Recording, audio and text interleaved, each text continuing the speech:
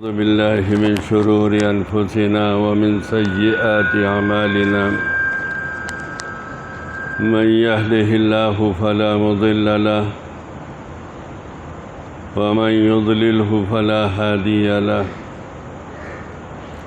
ونشهد أن لا إله إلا الله وحده لا شريك له ونشهد أن سيدنا ومولانا محمدًا عبده ورسوله صلى الله عليه وعلى آله وصحبه وسلم تسليمًا كثيرًا أما بعد فأعوذ بالله من الشيطان الرجيم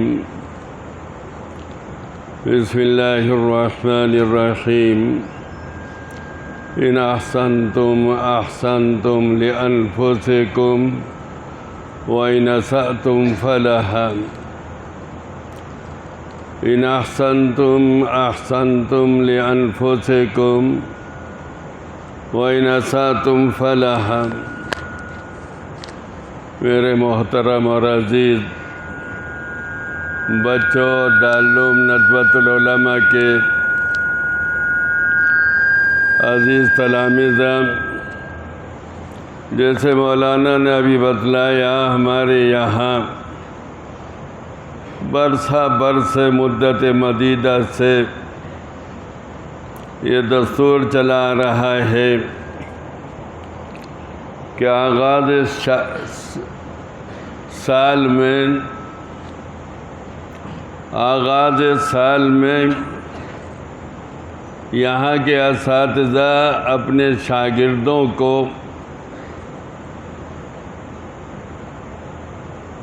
اپنے عزیز طلبہ کو دارالعلوم کے اندر رہنے والے اور پڑھنے والے عزیز طالب علموں کو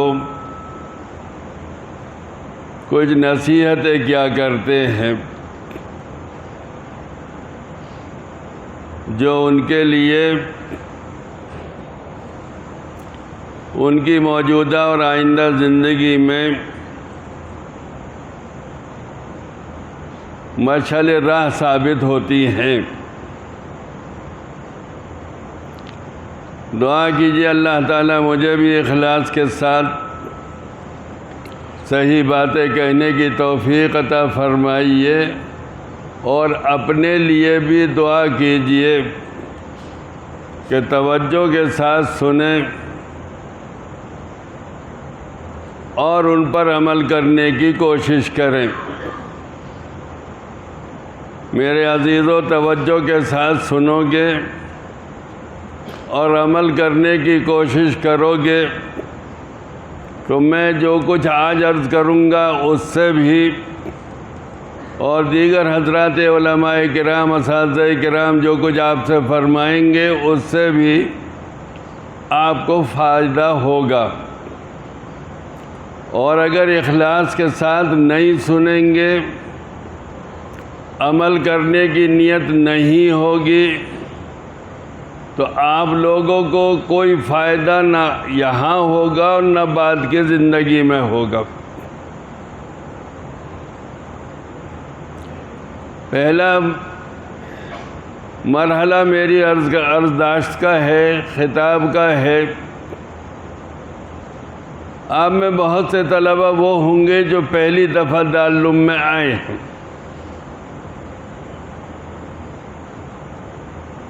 انہوں نے اپنے ماں باپ کو، اپنے عزیزوں کو، اپنے گھر بار کو طلب علم کے لیے چھوڑا ہے۔ آدمی کا اپنا گھر چاہے جھونپڑا ہی کیوں نہ ہو، پردیس کی عالی شان عمارتوں سے بہتر ہوتا ہے۔ پھر اس میں ماں باپ کی شفقتیں اور محبتیں اور بہنوں اور بھائیوں کی الفتیں آپس میں، یہ بہت بڑی چیز بنتی ہے جس سے گھر میں دل لگتا ہے۔ آپ اپنے ماں باپ کی شفقتوں کو چھوڑ کر بہنوں اور بھائیوں اور عزیزوں کی محبتوں کو چھوڑ کر اور گھر کے آرام اور راحت کو چھوڑ کر وطن عزیز کو چھوڑ کر یہاں آئے ہیں۔ الحمدللہ اب تو مدارس کے اندر ہمارے دارالعلوم میں بھی طلبہ کے آرام و راحت کا بہت لحاظ رکھا جاتا ہے۔ کھانے کی بھی فکر ہوتی ہے، کھانا خراب نہ ہو۔ رہائش کے جو کمرے اور دارالاقامے ہیں ان میں بھی آرام کے سارے سامان پہنچانے کی پوری کوشش کی جاتی ہے، لیکن اس کے باوجود بھائی گھر گھر ہوتا ہے۔ اس لیے آپ کو جو ماں باپ کی شفقتیں وہاں ملی ہوئی تھی اور عزیزوں کی انس اور محبت وہاں ملا ہوا تھا، اس کی یاد تو یقیناً آپ لوگوں کو آتی ہوگی۔ اور آپ کے والدین نے آپ کو رخصت کرتے وقت دلوں پر پتھر رکھ کے جس طریقے سے آپ کو رخصت کیا ہوگا وہ بھی آپ کو یاد آتا ہوگا۔ امی نے اپنے آنسوؤں کو چھپانے کے لیے اپنے دوپٹے کے آنچل کا سہارا لیا اور بچے کو رخصت کیا۔ ابا جان نے سر کے اوپر ہاتھ رکھ کر شفقت کے ساتھ کہا، بیٹو پڑھنے کے لیے جاؤ۔ اور حتی الوسع کوشش کی جاتی ہے کہ گھر میں چاہے تنگی اور ترشی کے ساتھ رہا جائے، وہاں گھر میں کچھ تھوڑی بہت کمی بھی کر لی جائے، لیکن بھائی کو، عزیز کو، بیٹے کو یہاں ان کے اخراجات کے لیے کوئی کمی نہ کی جائے۔ بھائی سب تو مالدار نہیں ہوتے، ہماری طرح غریب بھی ہوتے ہیں، لیکن والدین اپنے آپ کو تنگی میں مبتلا کر کر آپ کے لیے پیسے بھیجتے۔ یہاں دارالعلوم میں بھی جہاں تک ہو سکتا ہے آپ کے آرام و راحت کا خیال رکھا جاتا ہے، اور آپ کے والدین اپنے جگر گوشے کو اپنے سے دور کر کے اور اپنے دل کے اوپر پتھر رکھ کر اور آپ کے لیے جہاں تک ہو سکے اچھے مصارف کا انتظام کر کے سال بھر بھیجتے رہتے ہیں اور بھیجتے رہیں گے۔ یہ دارالعلوم کی طرف سے انتظامات اور والدین کے لیے اور والدین کی طرف سے آپ کے لیے ایثار اور قربانی، یہ صرف اس لیے ہے کہ تاکہ آپ ایک اچھے آدمی، ایک اچھے عالم بن جائیں۔ یہ ساری سب طرف سے جو قربانیاں ہو رہی ہیں، آپ کے والدین کی طرف سے بھی ہو رہی ہے، دارالعلوم کی طرف سے بھی ہو رہی ہے، دارالعلوم کے معاونین کے لیے بھی ہو رہی ہے، کی طرف سے بھی ہو رہی ہے۔ یہ صرف آپ کی آسانیوں اور راحتوں اور پریشانیوں کے نہ ہونے کے لیے کیا جا رہا ہے۔ میرے عزیزو، دارالعلوم اصل میں تمہارا نام ہے۔ دارالعلوم اصل میں تمہارا نام ہے۔ تھوڑے دنوں پہلے تک کہا جاتا تھا، چند دن پہلے تک دارالعلوم بند ہے، دارالعلوم ندوۃ العلماء بند ہے۔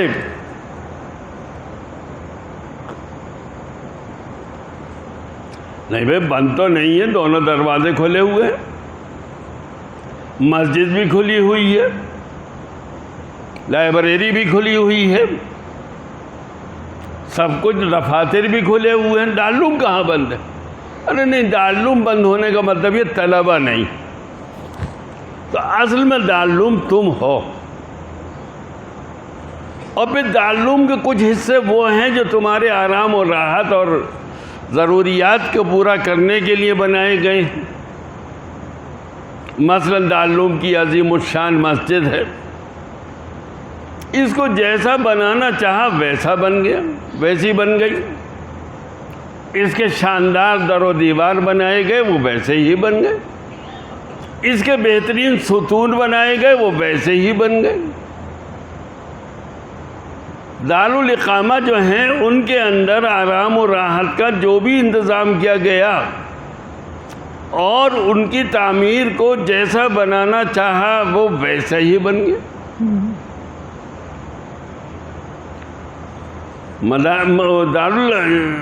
درس گاہوں کے لیے جیسی سہولتوں کا انتظام کیا گیا، تمہارے لیے نیچے بہت عمدہ قسم کا فرش ہے۔ ارے میرے عزیزو، یہ اب کی باتیں ہیں، پہلے تو چٹائیوں پہ پڑھا کرتے تھے۔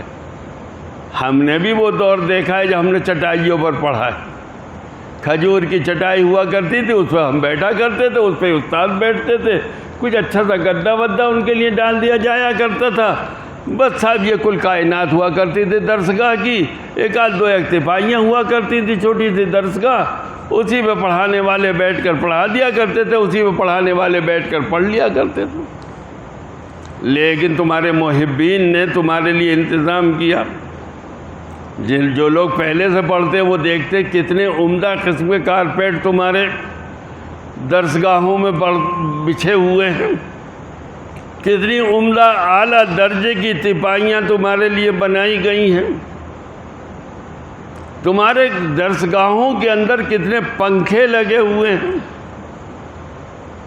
دارالعلوم کے کمروں کے اندر جو دارالاقامہ کے کمرے ہیں ان کے اندر بھی پنکھے لگوا دیے گئے ہیں۔ جو بھی انتظام اس سلسلے میں کیا گیا ہے، یہ سب کس لیے ہے؟ یہ سب اس لیے ہے تاکہ تم کچھ بن جاؤ، تم کچھ پڑھ جاؤ۔ اور میں نے ابھی عرض کیا، دارالعلوم کی اور چیزوں کو تو جیسا بنانا چاہا ویسے بن گئی، مسجد کو جیسا بنانا چاہا ویسے بن گئی، درسگاہوں کی عمارتوں کو جیسے بنانا، سنوارنا، سجانا، آرام دہ بنانا چاہا وہ ویسے بن گئی۔ دارالاقامہ کے اندر جیسے جیسے کمرے بنانے چاہے وہ ویسے بن گئے جی۔ تو جس چیز کو جیسا بنانا چاہا وہ ویسا بن گئے۔ اب ہمارا دل چاہتا ہے تم بھی ایسے بن جاؤ جیسے کہ اچھے طالب علم ہوا کرتے۔ میرے عزیزوں، پرانے زمانے کے لوگوں کی باتیں تھیں جن سے قربانیاں مطلوب ہوتی تھیں۔ مضبوط چیزوں کے اوپر بڑا وزن ڈالا جاتا ہے، کمزور چیزوں کے اوپر بڑا وزن نہیں ڈالا جاتا ہے۔ ہم کمزور ہیں اور کمزور عہد کے ہیں، اس لیے ہمارے اوپر زیادہ وزن نہیں ڈالا جا رہا۔ وہ قصے اور واقعی قصے ہیں، وہ حقیقی واقعات ہیں کہ اللہ کے بعض بندے مدرسوں میں پڑھنے کے لیے آتے تھے اور 24 گھنٹے میں ایک وقت کھانا کھا لیا بس۔ میرے سامنے کی بات ہے، ایسے لوگ بھی میں نے دیکھے، 24 گھنٹے میں ایک وقت ایک یا دو چپاتی کھا لی بس۔ میں نے خود ایسے لوگوں کو دیکھا۔ اور ہمارے بزرگوں کا تو یہ بھی طریقہ تھا، جب سبزی منڈی بڑھا دی جاتی تھی، اٹھا دی جاتی تھی، تو وہاں جاتے، سبزی اور ساگ پتے کے جو بھی چیزیں پڑی ہوئی مل گئیں ان کو لاتے، دھوتے، انگیٹھی وغیرہ کسی چیز پر ابال لیتے، تھوڑا سا نمک ڈال دیتے، وہی کھانا ہو گیا۔ اب یہاں تو ناشتے کا بھی انتظام ہے، اچھے سے اچھے کھانے کا انتظام ہے جو کسی مدرسے میں ہو سکتا ہے، اور روز دارالعلوم کے ذمہ داروں کو اس کی فکر رہتی ہے۔ حتیٰ کہ ہمارے یہاں بڑے موقر اساتذہ کرام کی یہ ڈیوٹی لگا دی گئی ہے کہ وہ مطبخ کی نگرانی کریں، اور ان اللہ کے بندوں کو اللہ جزائے خیر دے، انہوں نے اپنی شان کے خلاف مطبخ کی نگرانی کی ذمہ داری لے لی گئی۔ کس کے لیے؟ آپ لوگوں کے لیے۔ تو بھائی آپ لوگوں کو جیسا کر سکتے ہیں دارالعلوم والے، ویسا کر رہے ہیں آپ کے لیے۔ کیوں؟ بس آپ سے میں اپنے بارے میں تو کہہ ہی سکتا ہوں، یہ درخواست ہے کہ آپ اچھے بن جائیں۔ مسجد کے در و دیوار کو جیسے اچھا بنانا چاہا ویسے بن گئے، بار بار عرض کرتا ہوں. دیگر عمارتوں کو جیسا اچھا بنانا چاہا ویسے بن گئے. اور جو مقصود دارالعلوم ہے، جس کا نام ہی دارالعلوم ہے، جو حقیقتاً دارالعلوم ہے، اس کو ہمارا دل چاہتا ہے کہ آپ لوگ ہلیے نہیں. اس کو ہلیے نہیں. کچھ کہہ رہے ہیں آپ سے، انہیں پتہ ہی نہیں کہ میں ہل رہا ہوں، اور ہنس بھی رہے ہیں اپنی بیوقوفی کے اوپر. ارے بھائی ہلو نہیں. مولانا ان کو پیچھے والوں کھڑا کیجیے ذرا. یہ مولوی صاحب نہیں، یہ سفید ٹوپی والے جو ہے پیچھے پیچھے. ارے اللہ کے بندے اتنے پیچھے نہ چلے جاؤ. ہاں آپ ہی کھڑے ہوئیے ذرا، کھڑے ہو جاؤ بیٹے. اب تم سفید ٹوپی ہے بیوقوف کہیں کے. آپ ہل رہے تھے وہاں، مجھے پتہ نہیں میں ہل رہا تھا. آپ ہل رہے تھے وہاں، مجھے پتہ نہیں میں ہل رہا تھا. جب آپ ہل رہے تھے تو میں دوسروں کیوں کھڑا کروں گا؟ آپ سے کہہ رہا ہوں ہلیے نہیں، تو آپ پھر بھی ہل رہے. وہاں سمجھ میں نہیں آتی بات کہ ہلیے نہیں کا کیا مطلب. تو سبق کیسے سمجھ میں آئے گا میرے چاند، میرے بیٹے؟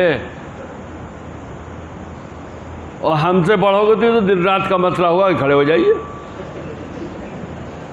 یہ ہمارے شاگرد ہوں گے جو ہنس رہے ہیں، سمجھے؟ یہ کیا طریقہ ہے بھائی؟ ہم بات کر رہے ہیں اور آپ پینڈولم بنے ہوئے. ہم منع کر رہے ہیں پھر بھی ہل رہے ہیں، اور سمجھ رہے ہیں اور ہم کہہ رہے ہیں کھڑے ہو جائیے تو آپ کھڑے نہیں ہو رہے. فاعتبروا یا اولی الابصار. دیکھ رہے ہو ان کو؟ بیٹھ جاؤ بیٹے. کوئی سزا نہیں ہے یہ، سمجھے؟ تربیت ہے یہ بھی. پہلا کام جو بیٹھنے کے بعد کیا تھا وہ ہلنا. اللہ اکبر. تو میں یہ عرض کر رہا تھا میرے بچوں، یہ سب کچھ اصل میں تمہارے لیے ہے، اور اصل نام دارالعلوم تم ہو. دارالعلوم کا اصل مقصود تم ہو. دارالعلوم کے اندر کتنی شاندار عمارتیں ہوں. ایسے مدارس ہیں ہندوستان کے اندر پرانے، بہت ہی شاندار عمارتیں، اور طلبہ نہیں. تو یہ کہا جائے گا دارالعلوم بہت اچھا ہے، مدرسہ بہت اچھا ہے، اور چھپر کے عمارتیں ہوں لیکن پڑھنے والے اس طرح کے ہوں جیسے ہمارے بزرگ رہے ہیں، تو کہا جائے گا مدرسہ بہت اچھا ہے. سمجھ میں آ رہی ہے بات کہ نہیں؟ تو اصل نام تم ہو دارالعلوم. اصل میں پوری کوششیں جو کی جاتی ہیں، یہ عمارتوں کا اچھا ہونا، یہ اے سیوں کا لگنا، یہ پنکھوں کا لگنا، یہ دارالعلوم کے اندر اور آرام و راحت کی چیزوں کا لگ جانا، یہ تمہاری درسگاہوں کے اندر بہترین فرش بچھا دینا، یہ تمہارے اساتذہ کی محنت اور کوششیں، ان کا سب کا مقصود تم ہو، تم ہو، تم ہو. کیا مقصود ہے تم سے؟ تم بن جاؤ. دارالعلوم والوں کو تم سے اپنے لیے کچھ نہیں چاہیے، ہمیں تم سے کچھ نہیں چاہیے. تم بن جاؤ، اور پھر تمہارے بننے کا صلہ ہمیں وہاں ملے جہاں ہمیں تمہاری ضرورت ہوگی. سمجھے میرے بچوں، میرے عزیزوں؟ ہمیں تم سے لینا ہے، دنیا میں نہیں لینا. ہمیں تم سے لینا ہے، تم سے فائدہ اٹھانا ہے، جنت کے راستے کا فائدہ اٹھانا ہے. جنت میں تم ہمیں لے کر جاؤ گے. میں تو اپنے عزیز طلبہ سے بہت کہا کرتا ہوں، تم ہمارے محسن ہو. تمہارے طفیل میں ہمیں حدیث شریف پڑھانی مل رہی ہے، تمہارے طفیل میں ہمیں دینیات پڑھانے کو مل رہی ہے، تمہارے طفیل میں ہمیں تفسیر پڑھانے کو مل رہی ہے، قرآن مجید پڑھانے کو مل رہا ہے. تمہارے طفیل میں دارالعلوم کے اندر درجے حفظ قائم ہیں جو درجات حفظ ہیں. تمہارے ہی طفیل میں ہر وقت قرآن مجید کی آوازیں گونجتی ہیں، تمہارے ہی طفیل میں درس حدیث شریف کے دروس ہوتے ہیں. دارالعلوم کے اندر جو رونق ہے وہ تمہارے طفیل میں ہے. ہمارا دل چاہتا ہے کہ جیسے ہم نے دارالعلوم کے ذمہ داران نے جیسے مسجد کو ٹھیک کرنا چاہا وہ ٹھیک ہو گئی، جیسے دیگر عمارتوں کو ٹھیک کرنا چاہا وہ ٹھیک ہو گئے، جیسے کھانے کے نظام کو ٹھیک کرنا چاہا وہ ٹھیک ہو گئے، جیسے درسگاہوں کو آرام دہ بنانا چاہا وہ آرام دہ بن گئی. ہمارا دل چاہتا ہے کہ تم کو بھی جیسا ہم بنانا چاہیں یا اس سے بھی اچھا تم بن جاؤ. ہمارا یہ دل چاہتا ہے. اور کیوں دل چاہتا ہے یہ؟ دنیا میں کوئی تم سے اس کا فائدہ ہمیں نہیں لینا. تو ہماری آخرت میں کام آؤ گے، تم ہمیں جنت میں لے جانے کا ذریعہ بنو گے۔ ہم اس لیے چاہتے ہیں تم سے کہ تم اچھے بن جاؤ، اور میرے بچوں تمہیں اگر یہاں اچھے نہیں بنے تو کہیں اچھے نہیں بن پاؤ گے۔ اگر کسی مدرسے میں تم اچھے نہیں بنے تو پھر کہیں اچھے نہیں بن پاؤ گے۔ یہاں جو تمہیں بلایا گیا ہے، یہاں جو یہ چمن سجایا گیا ہے، یہ اس لیے ہے کہ سب کچھ تم ہو، تم اچھے بن جاؤ تو سب کچھ مقصود حاصل ہے۔ اور اگر تم اچھے نہیں بنو تو در و دیوار کا نام دارالعلوم نہیں ہے، دفاتر کا نام دارالعلوم نہیں ہے، آرام دہ درسگاہوں کا نام دارالعلوم نہیں ہے۔ اور ہمیں تم سے ضرورت پڑے گی، ہم محتاج ہیں تمہارے، تم ہمارے محسن ہو، ہمیں تمہاری ضرورت پڑے گی کہاں؟ جب ہمیں جنت میں جانا ہوگا، تم سہارا بنو گے ہمارے لیے جنت میں جانے کا۔ ہماری غرض تم سے یہ ہے، ہمیں کوئی دنیا کی غرض تم سے نہیں چاہیے۔ اور میرے بچوں تمہارے اچھے بننے کی کیا چیزیں ہیں، کیا اسباب ہیں، کیا ضروریات ہیں تمہارے اچھے بننے کے لیے؟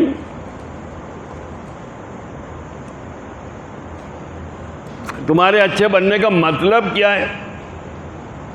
تمہارے اچھے بننے کا مطلب یہ ہے جس مقصد کے لیے تم آئے ہو تمہارے دل کے اندر آگ لگ جائے کہ ہمیں وہ مقصد حاصل کرنا ہے۔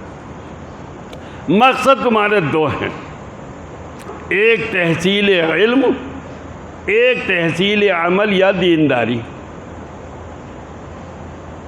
مقصد تمہارے دو ہیں، تحصیل علم اور تحصیل عمل یعنی دینداری۔ میرے بچوں اگر یہاں یہ چیزیں تمہیں حاصل نہیں ہوئی تو پھر کہیں نہیں حاصل ہوں گی۔ یعنی کسی بھی مدرسے کو کہتا ہوں میں، تعلم ندوۃ العلماء کو نہیں کہتا کہ یہاں حاصل نہیں ہوئی تو کہیں حاصل نہیں ہوں گی، بلکہ کسی بھی مدرسے میں جہاں تم پڑھ رہے ہو، تم جیسے بھائی پڑھ رہے ہیں، اگر انہوں نے ان دو چیزوں کو وہاں حاصل نہیں کیا تو پھر کہیں نہیں حاصل کر پائے۔ اور شیطان خبیث آ کر ہمیں بھی بہکاتا ہے، تمہیں بھی بہکاتا ہے، ارے اس وقت کیا پھر آئندہ دیکھیں گے، ارے آئندہ اس کی تلافی کر لیں گے، ارے آئندہ بن جائیں گے، ارے آئندہ اس کو ٹھیک کر لیں گے۔ آئندہ کچھ نہیں ہے، اس وقت ٹھیک کر پاتے ہو تو ٹھیک کر لو، اور اس وقت ٹھیک نہیں کر پاتے تو پھر کبھی ٹھیک نہیں ہو۔ تحصیل علم کے لیے کیا کیا چیزوں کی ضرورت ہے؟ درسگاہ کی پابندی۔ اور یہ بہت بری بات ہے کہ استاد کے پہنچنے کے بعد طالب علم درجے میں پہنچے۔ استاد کے درجے میں پہنچنے کے بعد طالب علم درجے میں پہنچے، یہ بہت ہی عیب کی بات ہے۔ اساتذہ کو بھی وقت پر پہنچنا چاہیے، میں اپنے آپ سے کہتا ہوں، اور طلبہ کو تو استادوں سے پہلے پہنچنا چاہیے، اور مہذب بن کر بیٹھنا چاہیے۔ درسگاہ کے اندر غیر معیاری کوئی بھی بات نہیں کرنی چاہیے، کوئی بھی عمل غیر معیاری قسم کا نہیں کرنا چاہیے، اور پہنچنے سے پہلے تم اپنی استعداد اور صلاحیت کے مطابق مطالعے کے زیور سے آراستہ ہو کر اور مطالعے کے ہتھیاروں سے پیراستہ ہو کر تم درسگاہ میں گئے ہو۔ اگر تم نے مطالعہ نہیں کیا ہے تو سمجھ لو کہ استاد کا درس تمہارے اوپر ایسے پڑے گا جیسے کہ تیز رو بارش ہوتی ہے اور کسی چٹیل میدان پہ برستی ہے اور سب پانی بہہ جاتا ہے۔ اور اگر تم نے مطالعہ کر کے اپنے ذہن کے کھیت کو اس قابل بنا لیا ہے کہ استاد کی طرف سے جو بھی تمہیں پڑھایا جائے گا وہ تمہارے دماغ کے اندر جذب ہوتا چلا جائے گا، یہ مطالعے ہی کے ذریعے سے ہوتا ہے۔ سمجھ میں آ رہی ہے بات کری؟ تو استاد کے درس سے، استاد کی باتوں سے، استاد کی تدریس سے تم کو فائدہ پہنچے گا، اور اگر تیار ہو کر نہیں گئے ہو تو تمہیں فائدہ نہیں پہنچے گا۔ میری عمر بچوں پوری طالب علمی کے زمانے سے لے کر اب تک تدریس تک یہ بھی طالب علمی ہی ہے، ادھر مطالعہ کرتے ہیں ادھر آ کے پڑھا دیتے ہیں، یہ بھی تو طالب علمی ہے۔ سمجھے؟ میری پوری زندگی اسی میں گزری ہے، پڑھنے پڑھانے میں۔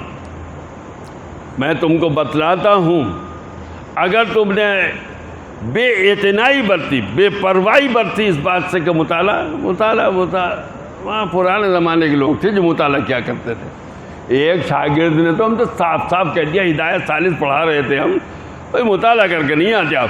بولے مطالعہ کریں تو پھر آئیں کیوں؟ اوفو، تکلیف تو بہت ہوئی اس کی بات میں کیا کہے، جو شاگرد ایسا جری ہے اس کو کہنا ہی کیا ہے۔ لیکن مولانا بہت ذہین طالب علم تھا، بہت ذہین، فراغت کے بعد، اس کی فراغت کے بعد بہت تلاش کیا، پتہ ہی نہیں کہاں۔ سمجھے؟ یہ بے نیازی طالب علم کی اللہ سبحانہ و تعالیٰ کو برداشت نہیں ہے۔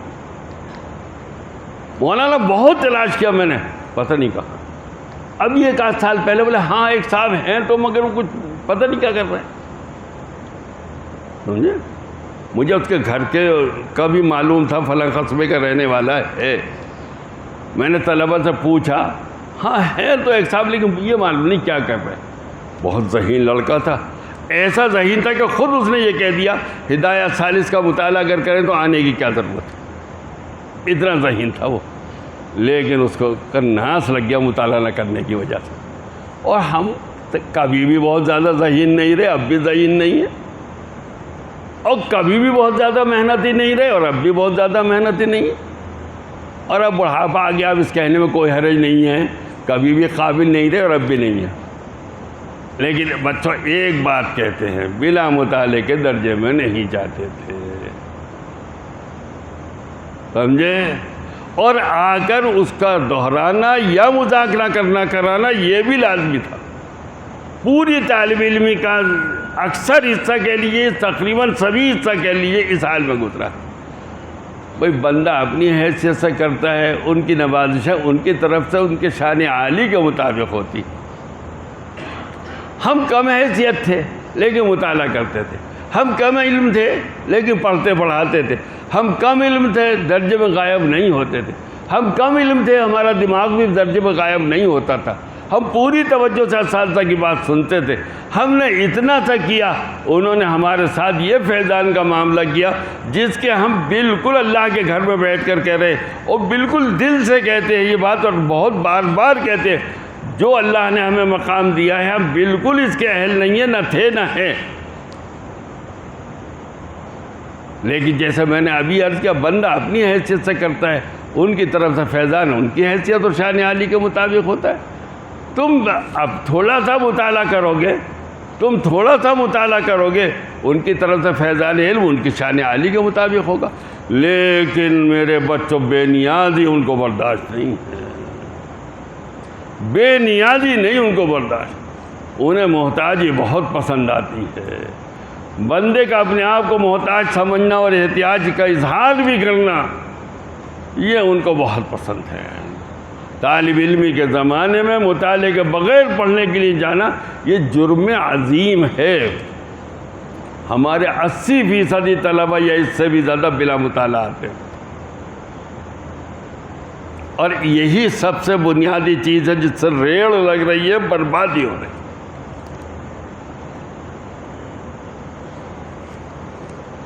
اور مطالعہ بھی میرے عزیزوں سب سے پہلے درسیات کا مطالعہ ہونا چاہیے۔ دارالعلوم ندوۃ العلماء غیر درسی مطالعے کا سب سے بڑا علمبردار ہے، لیکن اپنے کانوں سے حضرت مولانا سید ابو الحسن علی ندوی سے اسی سلیمانیہ حال میں سنا، اپنے کانوں سے میں خود موجود تھا۔ غیر درسی کتابوں کا مطالعہ بقدر نمک سلیمانی ہونا چاہیے۔ اصل مطالعہ جو ہو درسیات کا، آدمی درسیات سے بنتا ہے، سمجھ میں آ رہی ہے بات؟ آدمی درسیات سے بنتا ہے، غیر درسی چیزوں سے تو کچھ کہنا آ جاتا ہے، کچھ لکھنا آ جاتا ہے، کچھ سمجھنے میں اور اضافہ ہو جاتا ہے، ورنہ اصل بنیاد جو ہوتی ہے وہ درسی مطالعہ، درسیات کا مطالعہ ہے۔ دیکھو ہمارے سامنے عالیشان مسجد ہے، ہمارے سامنے عمارتیں ہیں، ان کا ایک حصہ تو وہ ہے جو زیر زمین ہے، وہ بیچارہ نیچے پڑا ہوا ہے، اس کے اوپر پلاسٹر بھی نہیں ہے، اس کے اوپر رنگ و روغن بھی نہیں ہے، لیکن اگر وہ نہ ہو تو عمارت بالکل نہیں، ساری عمارت کا وہ بوجھ اٹھائے ہوئے۔ تو تمہارے درسیات کے مطالعہ جو ہوگا وہ ساری عمارت کا بوجھ اٹھائے ہوئے ہوگا، پھر اس میں ذرا شان و شوکت پیدا ہو جائے گی، یا اس کو استعمال کرنے کا طریقہ آ جائے گا غیر درسی مطالعے سے. نہ اتنا ہے بس، ورنہ درسی مطالعہ ہی اصل چیز ہے. اور میں نے اس اللہ کے نیک بندے کا قول تمہارے سامنے ذکر کر دیا جو ہندوستان کے علماء میں غیر درسی مطالعے کا سب سے بڑا لمبردار ہوگا اپنے زمانے میں. وہ بھی یہ کہتے تھے کہ غیر درسی مطالعہ نمک سلیمانی کے برابر ہونا چاہیے. اصل چیز تو درسی مطالعہ ہے، اور ہمارے طلباء میں یہ بہت بڑی کمی ہے. میں جانتا ہوں 20 سال سے پڑھا رہا ہوں یہاں، 50 سال تو یہی پڑھاتے ہوئے ہو گئے ہوں گے مجھ کو تقریباً، سمجھے. میں جانتا ہوں کہ طلباء میں سب سے بڑی کمی جو ہے وہ درسیات کا مطالعہ نہ کرنا. درسیات کا مطالعہ کر کے جاؤ گے، کس چیز کا مطالعہ کرو گے؟ بخاری کا کرو گے، حدیث کا کرو گے، قرآن مجید کا کرو گے، تفسیر کا کرو گے، یا ان علوم کا کرو گے جو ان کی تحصیل کے لیے معاون ہوتے ہیں. یہ سب اعلیٰ درجے کی عبادت ہے. تمہاری نفلی عبادت سے ہزاروں گنا زیادہ اہم ہے تمہارا درسیات کا مطالعہ کرنا. اس نیت کے ساتھ کرو کہ اس کا اجر اللہ سبحانہ و تعالیٰ کیا ملے گا، تو اجر بھی ملے گا اور دنیاوی فائدہ بھی ملے گا تم کو. سمجھ میں آ رہی ہے بات کہ نہیں؟ پھر درجے میں بیٹھ کر ادھر کو نہ دیکھو، ادھر کو نہ دیکھو، چھیڑ چھاڑ نہ کرو. اب تو لڑکوں کے پاس اللہ اکبر کیسا زندگی برباد کرنے والی چیز آ گئی ہے یہ موبائل بڑا والا، سمجھے. یہ تک بھی ہم نے دیکھا ہے اپنے بچوں کے. بڑے اچھے استاد ایک پڑھا رہے ہیں، حدیث شریف کا شاندار درس ہو رہا ہے، اور پیچھے بیٹھا ہوا ایک لڑکا یہ دیکھ رہا ہے. رونا نہ آئے تو اس میں ہنسی آ رہی ہے؟ اس میں تو رونے کی بات ہے، یہ تو رونے کی بات ہے. حدیث شریف کے بڑے استاد بہت اچھا درس دے رہے ہیں، میں نے دیکھا کہ ایک طالب علم پیچھے بیٹھا ہوا اس سے مشغول ہے. کیوں اپنے پاؤں میں نہیں اپنے سر میں کلہاڑی مار رہے ہیں؟ کیوں اپنے آپ کو برباد کر رہے ہیں؟ ایک تو روزانہ کا مطالعہ، اے بچوں، روزانہ کا مطالعہ، اور روزانہ کا اس کو ایک دفعہ کم از کم دہرا لینا، یا اس کا مذاکرہ کر لینا، یا اس کو خود پڑھ لینا، یہ بے حد ضروری ہے. سمجھ میں آ رہی ہے بات کہ نہیں؟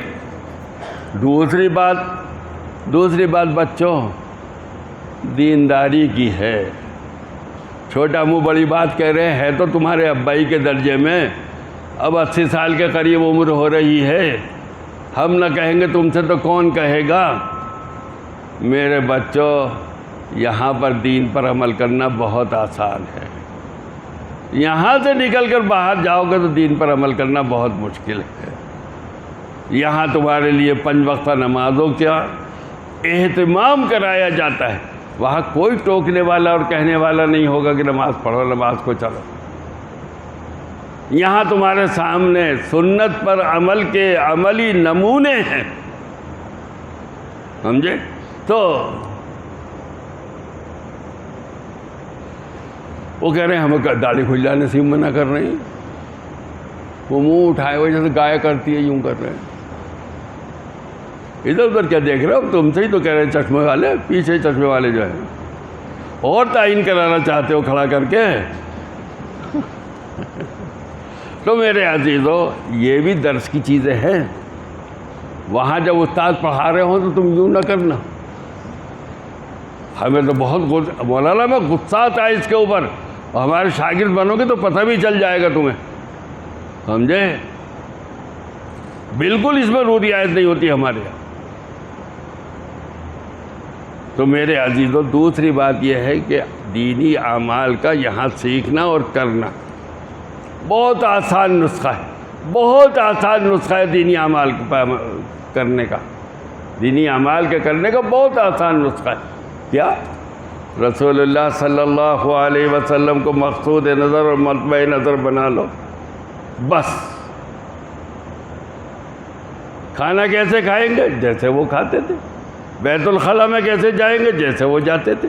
بیت الخلاء سے کیسے نکلیں گے؟ جیسے وہ نکلتے تھے. سونے کے وقت کیا دعائیں پڑھیں گے؟ جیسے وہ کرتے تھے. صبح اٹھیں گے تو کیا پڑھیں گے؟ جیسے وہ کرتے تھے. بس ایک چیز ہے، ان کو بنا لیجیے. اللہ سبحانہ و تعالیٰ نے ان کو فرمایا 2 چیزیں ہم نے بھیجی، ایک قرآن اور ایک پیغمبر۔ وہ عملی نمونہ ہے قرآن مجید کا، کچھ نہیں کرنا، بزرگ نہیں بنا رہے ہم تم کو بزرگ نہیں بناتے، ہم تو تم کو رسول اللہ صلی اللہ علیہ وسلم کا امتی بنانا چاہتے ہیں۔ بس کیسی زندگی گزارے جیسے انہوں نے بتایا، کیسا سوئیں، کیسا کھائیں، کیسے بیٹھیں، کیسے اٹھیں، کیسے جیسے وہ کرتے تھے۔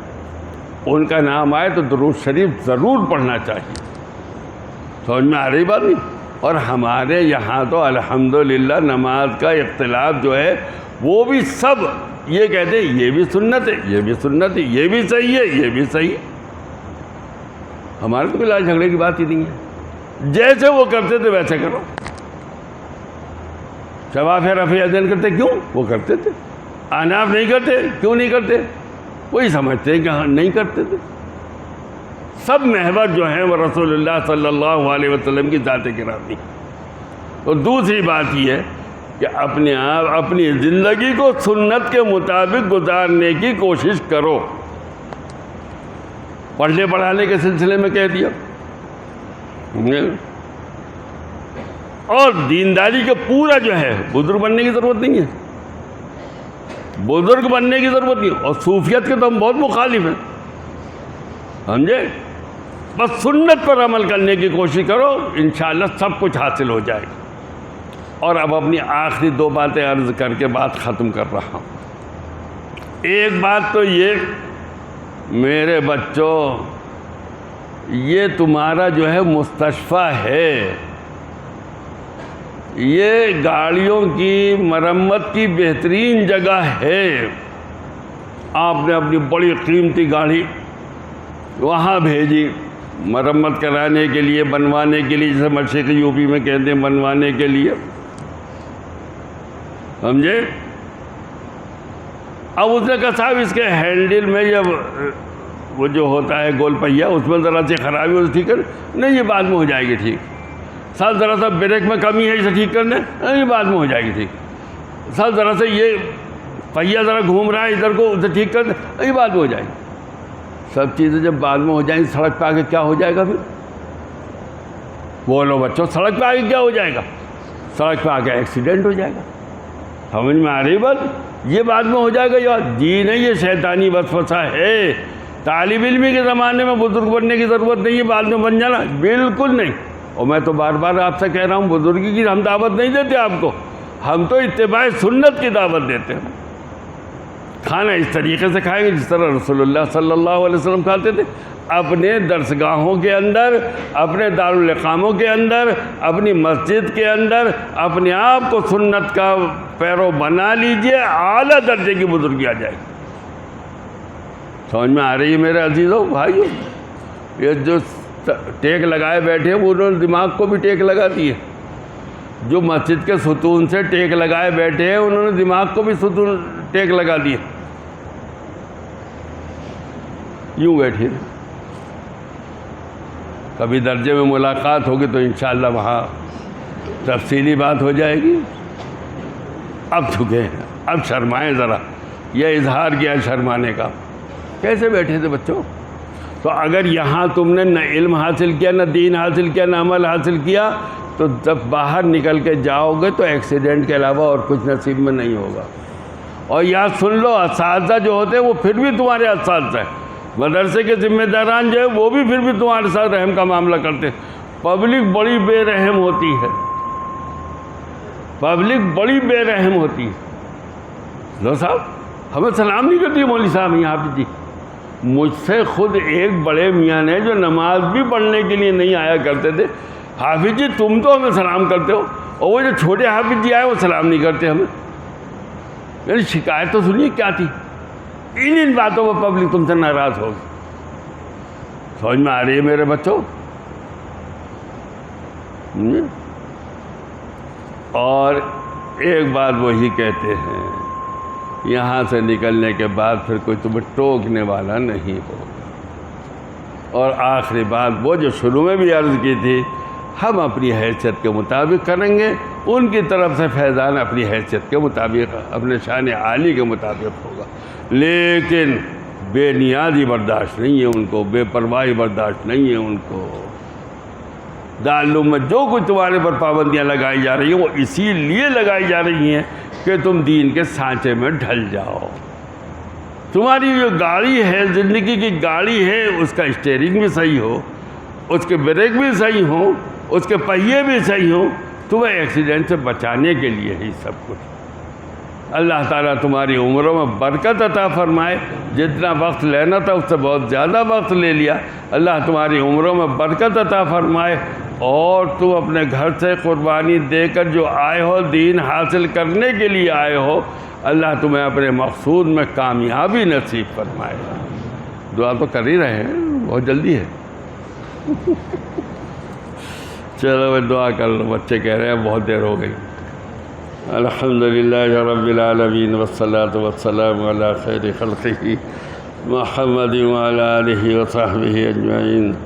ظلمنا انفسنا وان لم تغفر لنا وترحمنا لنکونن من الخاسرین۔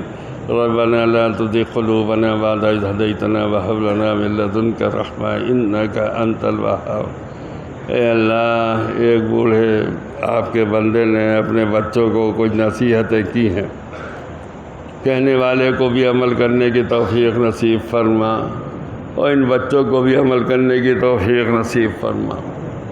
یہ ہمارے لیے آخرت کا سرمایہ ہے۔ اے اللہ، جب وہاں پہنچے تو ان کی طرف سے ہمارے لیے ثوابوں کے انبار لگے ہوئے ہوں، یہ ہمیں جنت میں لے جانے کا ذریعہ بنے۔ اے اللہ، ان کی اپنی زندگی میں بھی برکت عطا فرما، ان کے دین میں بھی برکت عطا فرما، علم میں بھی برکت عطا فرما، ان کی دنیاوی زندگی میں بھی برکت عطا فرما۔ اے اللہ، جہاں جائیں دین کی روشنی کو پھیلائیں، عزت کی زندگی ان کو نصیب ملے، یہ دین کی قدر کرنے والے ہوں، اور پھر لوگ دین کی وجہ سے ان کی قدر کریں۔ اے اللہ، ان کی عمروں میں برکت عطا فرما، جن کے والدین ہیں اور اکثر کے ہی ہیں، اللہ ان کی عمروں میں برکت عطا فرمائے، ان کے طفیل میں ان کے اساتذہ کے لیے بھی برکت کا فیصلہ فرما، اور اے اللہ دارالعلوم کے ذمہ داران اور دارالعلوم کے خدام سب کے لیے خیر و برکت کا فیصلہ عطا فرما۔ اے اللہ، اصل مقصود ہمارا یہی ہے، یہ ہیرے ہیں، جواہرات ہیں، یہ اپنے آپ کو ذرا سا اچھا بنا لے تو ہماری زندگیاں اور ان کی ساری کوششیں کامیاب ہیں۔ اے اللہ، ان کو ضائع ہونے سے بچا لے۔ اے اللہ، اسباب ہر طرف ضائع ہونے کے، اللہ ان کو ضائع ہونے سے بچا لیجئے۔ اے اللہ، ہر لڑکے کے پاس اب وہ چیزیں ہیں جن کو فلم ہاؤسوں میں جو ہوا کرتی تھیں، اے اللہ ان کی نگاہوں کی حفاظت فرما، ان کے دلوں کی حفاظت فرما، ان کے دماغوں کی حفاظت فرما، ان کے دین کی حفاظت فرما، ان کی زندگی کی صحیح رہنمائی نصیب فرما دیجئے۔ اللہ، یہ ہمارا آخرت کا خزانہ ہے، آخرت کے لیے، ہماری آخرت کی ترقی کے لیے ذرائع ہیں یہ۔ اے اللہ، ہم ان کے بھی محتاج ہیں۔ اے اللہ، ہمیں آخرت کی زندگی نصیب فرما، کامیابیاں نصیب فرما، ان کی زندگیوں میں برکت عطا فرما، ان کے والدین کے سائے ان کے اوپر مدت دراز تک باقی رکھ۔ اے اللہ، ہر طرح کی خیر و برکت ان کو نصیب فرما دیجیے، ان کو اپنے صحیح فیصلے کرنے کی توفیق عطا فرما۔ اے اللہ، ان کو اپنے حق میں صحیح فیصلے کرنے کی توفیق عطا فرما، صحیح طریقے پر پڑھنے اور صحیح طریقے پر عمل کرنے کی توفیق عطا فرما۔ ربنا تقبل منا انک انت السمیع العلیم وتب علینا انک انت التواب الرحیم، وصلی اللہم وسلم علی عبدک ورسولک محمد وعلی آلہ وصحبہ اجمعین برحمتک یا ارحم الراحمین۔